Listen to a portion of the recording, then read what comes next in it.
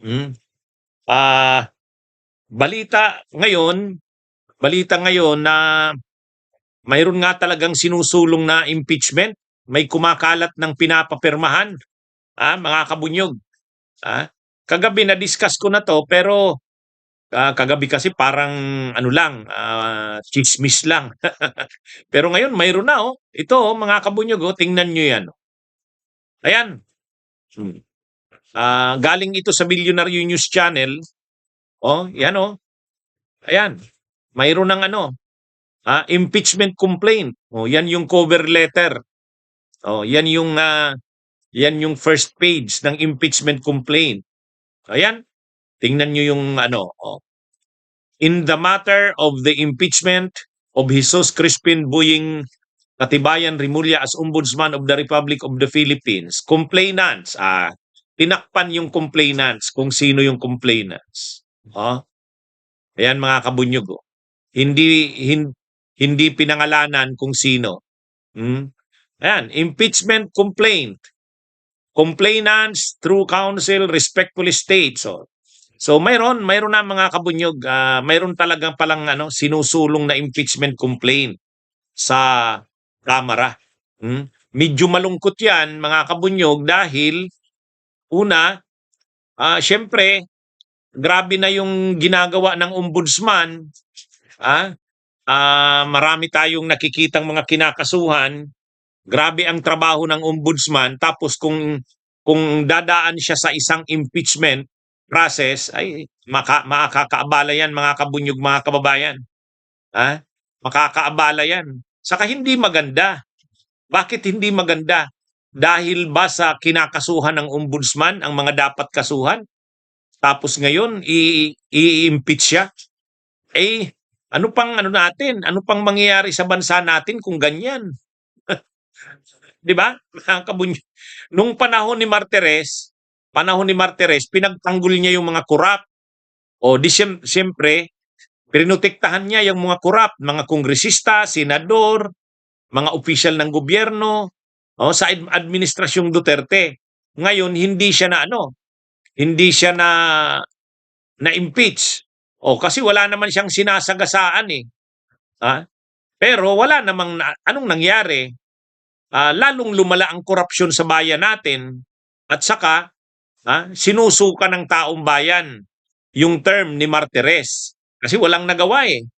Ngayon mga kabunyog, ah, ngayon itong kay Ombudsman Boying Rimulya, mayroon siyang ginagawa. Mayroon talagang mayroong nakakasuhan. Mayroon man tayong nakikitang mga mga kakulangan pero at least may nagagawa. Hmm? Ito mga kabunyog, hindi maganda itong development na ito. Kung totoo man ito, dahil kagabi diniscuss ko ito, pero hindi pa natin nakikita itong cover letter na to. Kaya, ito mga kabunyog, medyo seryosong seryosong bagay ito kung sinusulong nga yung impeachment na yan.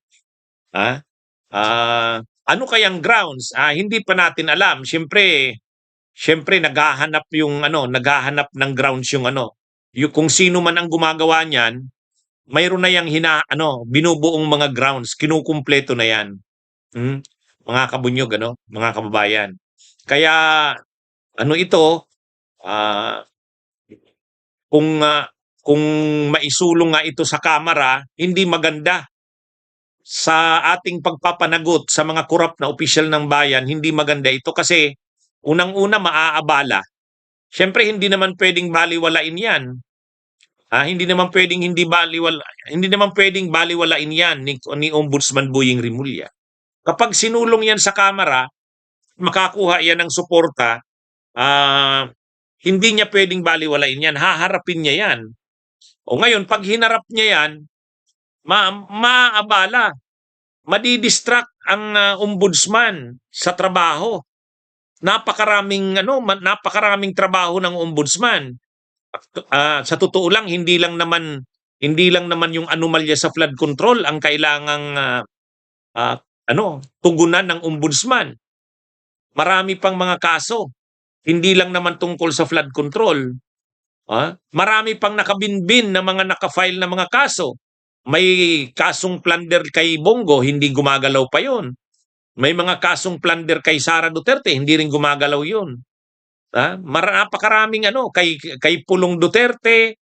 Ngayon kung dito mayroong haharapin na impeachment si Ombudsman Boying Rimulya, maaabala, madidistract.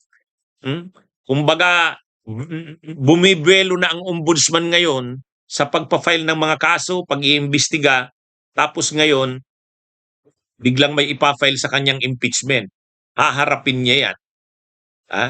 Kaya ito, mga kabunyog, hindi magandang, kung totoo ito, hindi maganda para sa bansa natin.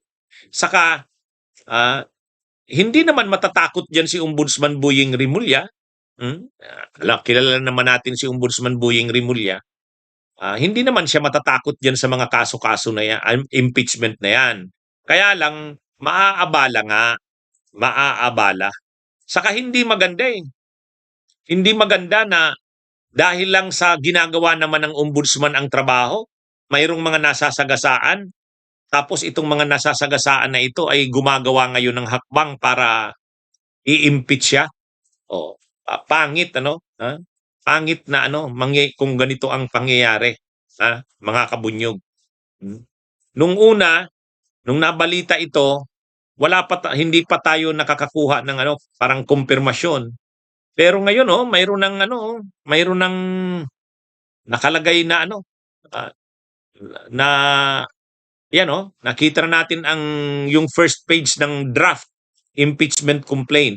Kaya lang tinakpan yung complainant kung sino nga ba ang complainants diyan. Hindi pa natin alam kung sino.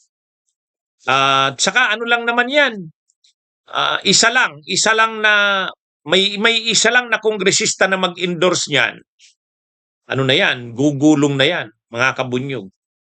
Ang isa pang magiging problema niyan, hindi lang naman maaabala ang Office of the Ombudsman. Grabe ng impeachment. May impeachment ngayon kay Sara, tapos mayroon na namang impeachment sa Ombudsman. Di bali yung impeachment kay Sara. Kasi talaga naman yun eh. Kailangan namang mapanagot ang Vice Presidente sa mga krimeng nagawa niya. Pero itong kay Ombudsman Rimulya, malinaw, politika talaga ito. Yung mga tinatamaan ng mga sinasampa niyang mga kaso at mga sinusulong niyang investigasyon, ay yan ang nasa likod niyan, sigurado yan. At sa ngayon lumabas na yung balita. May artikulo na ang bilyonaryo. May artikulo na si dating speaker Martin Romualdez. Ito mga kabunyog. Ayan. Arroyo Romualdez camps allegedly behind impeachment bid versus Boying Rimulya. July 5, 2026. Sa abogado.com.ph yan, article na yan. Binasa ko yung buong article, mga kabunyog. Di umano ayon dito sa abogado.com, sa Billionaire News Channel yan eh. Ang nasa likod daw ng gumugulong na ngayon na impeachment kay Boying Rimulya ay itong sila Arroyo at saka si Romualdez. Bunyog, halikan na kasama ka. Bunyog, kapag buklod ay may pag-asa. Luzon, Visayas, Mindanao, isa ang pananaw. Sa bagong Pilipinas ang bunyog isisigaw. Bunyog, bunyog, bunyog.